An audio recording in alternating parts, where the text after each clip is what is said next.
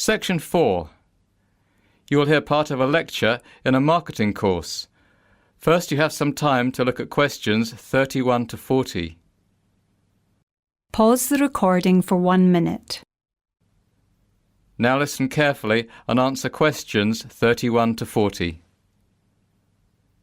Today we're going to look at marketing over the lifetime of a product and how the different phases in the product life cycle impact on the kinds of marketing decisions we make and influence the marketing strategies we employ. Of course, the first stage in the product life cycle is known as the market introduction stage. At this point, costs are very high indeed, and since the product is fresh to the market, sales volumes can be low to start as the product has yet to take off.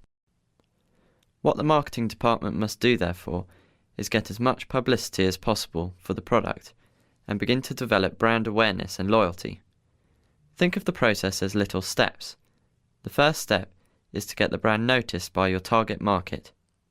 This will require aggressive advertising using mediums which are likely to expose the product to, and, just as importantly, appeal to the target customer. The next step would be to encourage the target market to try the product. Promotions, free trials and other special offers all play a role in enticing new customers over to your brand. Don't expect to make money during the market introduction stage. The focus should be solely on creating brand awareness. Then we move into the growth phase. Now here, costs will reduce dramatically as sales rise and economies of scale in production begin to kick in. Public awareness of the product has increased, and the focus of the marketing campaign will now switch more from creating awareness to generating customer loyalty and brand recognition. The first step for the marketing gurus is to find a way to reward return customers for their loyalty.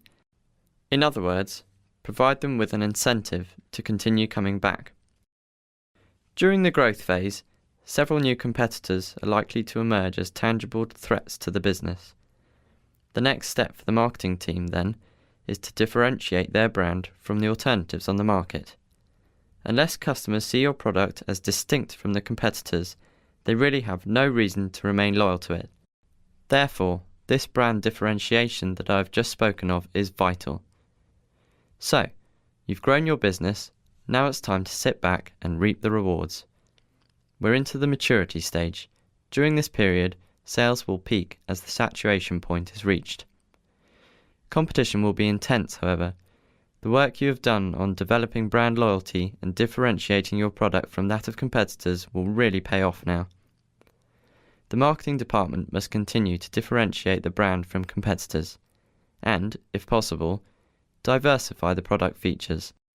That is, find new applications for the product in order to open up potential new markets and prolong the maturity stage.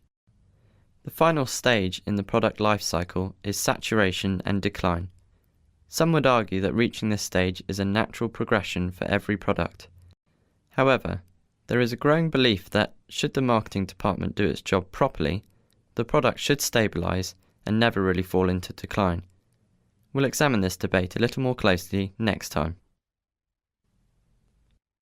That is the end of section 4. You now have half a minute to check your answers. Pause the recording for 30 seconds. That is the end of the listening test. In the IELTS test, you would now have 10 minutes to transfer your answers to the listening answer sheet.